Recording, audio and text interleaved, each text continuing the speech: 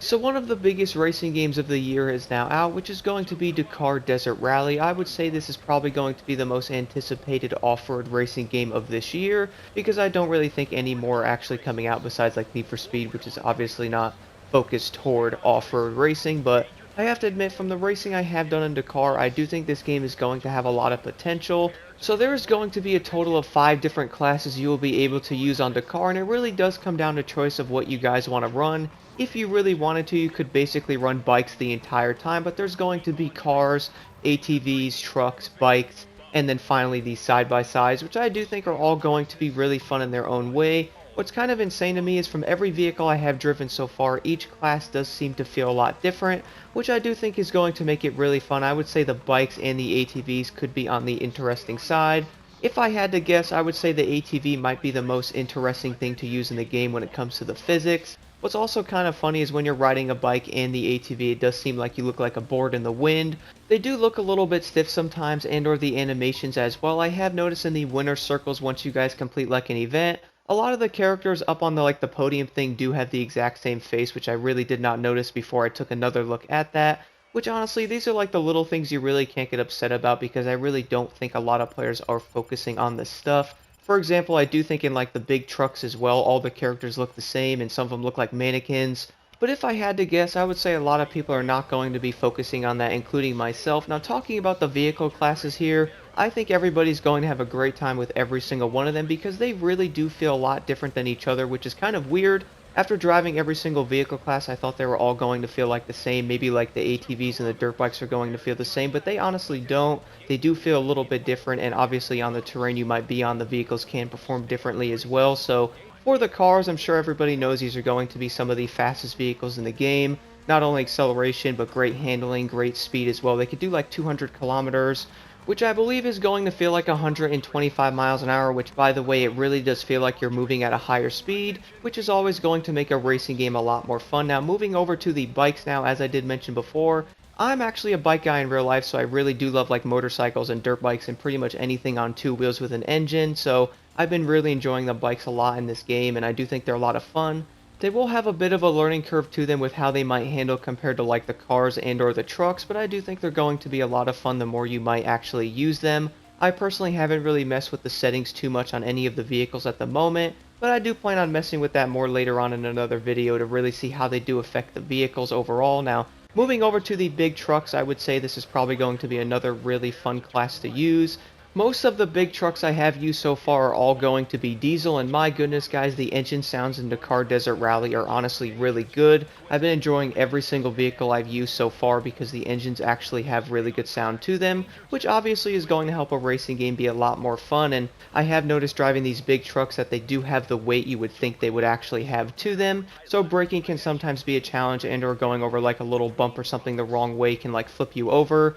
Which if you do take a glance at one of the trucks, you can probably tell these can flip over pretty easily. They're obviously lifted really high, they have huge tires, so going over something the wrong way, I would say these trucks could probably flip over in real life pretty easily. But besides that, I've been having a really good time using them. Do be a little careful with them with their brakes and all that. Obviously, I don't have a lot of the trucks unlocked at the moment, but the more I unlock, I will be testing them out more to see which ones might be better than others. Now, one thing I do want to mention, by the way, though, guys, I don't know if anybody else has had this issue, but I did end up losing some of my saved progress on the game. It could have been my fault, I really don't know, but I did end up losing like almost 5 levels, so I had to go back up to 20. I was like almost level 21. So when I logged back on last night, I was missing a few of the vehicles, and I was kind of annoyed with that, but it honestly could have been my fault. But also, if you guys are on PS5, do keep an eye out on like your save data syncing and all that. I've been doing that now with like the cloud and all that just to be careful. I don't know if it's like an issue with Dakar, but let me know in the comments below if you guys have also experienced this as well, because I did find this to be a little weird. But now moving over to the ATVs, I also had a really good time with this class. Now funnily enough, when I first started out in the game, I wanted to get one of the ATVs just to have one of the other vehicle classes unlocked, so I did end up buying an ATV pretty early on after a couple of the events, and I managed to buy like one of the brand new ones in like Dakar 2022, and that thing was pretty expensive, and it did a lot better than I thought. So I'm going to end up probably making another video about the ATVs because I am kind of mixed on how they ride. I did notice some of the ATVs to be better than others, which is probably honestly one of the facts of a racing game with some cars being better than others and or vehicles, which would honestly make a lot of sense for that matter, but I did end up buying one of the older ATVs from Dakar 2020, I believe.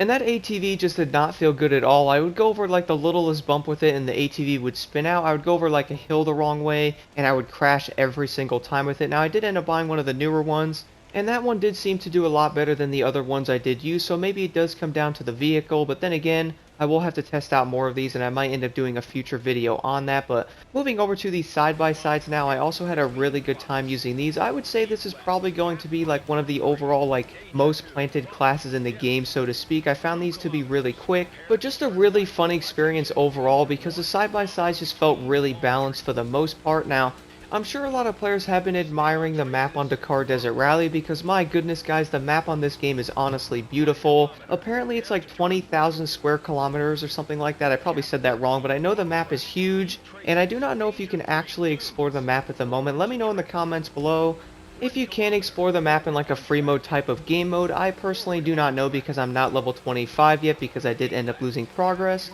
But I would be kind of surprised if it was not in the game yet, but then again they could always add that later on. I'm sure a lot of players did notice how awesome this game really is with the map because you can go through a crazy rainstorm, you can go drive in the snow, and every area looks a lot different than each other, which is also really cool. It really does add an awesome experience to the game overall. So one of the other things I really wanted to discuss about Dakar Desert Rally is going to be the physics of the game. So I'm sure a lot of players have been noticing some weird stuff with Dakar. Now, I wouldn't say any of this stuff is honestly game breaking, but more of the fact it might definitely give you an interesting experience when you're on Dakar Desert Rally. So if you guys have been using some of the vehicle classes and or any of them for that matter, you have probably been noticing some of the cars spinning out randomly and or losing traction for no reason, which honestly this could be from the tuning. I'm definitely planning on taking a deeper look at how the tuning does work on Dakar, but for right now I pretty much left most of my vehicles on stock tuning and or regular. I really haven't seen a reason to mess with them at the moment because most of the vehicles are pretty drivable. Yes, some of them might spin out sometimes, but I have noticed depending on how you might turn the analog stick can normally fix that issue. But again, this also might just be on controller, but maybe it's different using a wheel. I really wouldn't know, to be honest, on that. But regardless, I would say the overall experience on Dakar is going to be pretty dang fun, even though there's some weird things with it that you are definitely going to encounter with some of the vehicles. Maybe some funny visual bugs around the map, which I've only seen one, which was the first thing I actually did on the game, and or the first event. I did see like a bike that was like glitching out. But besides that, I really haven't seen anything else visually wrong with the game at the moment. So one of the last things I wanted to talk about in this video is going to be the post-launch updates and or like content we will be seeing coming in the next year or so, stuff like that. So obviously, if you guys did pre-order and or get the deluxe edition, there is like a season pass with more stuff to come. Apparently some of the stuff is missing from the game though. I've also noticed that you cannot create your own team or livery, which is apparently coming in 2023, which is at least something we can look forward to with the game here. And one thing I also was reading about is apparently you cannot free mode at the moment. It's not actually in the game.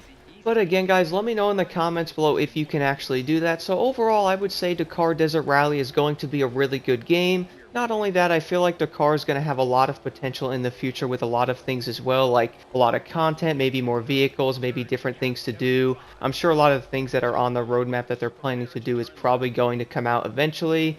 But that is something we will have to wait and see. One of the other things I did notice some people were talking about that I have been noticing is, yeah, the game does lag a little bit and or drop frames pretty hard in some areas. I noticed going through some of the checkpoints on sport mode that the game would lag for a second.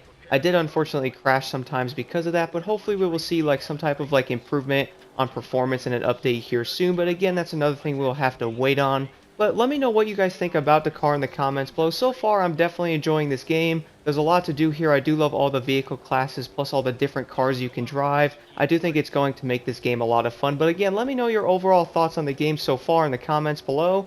And thank you all so much for watching.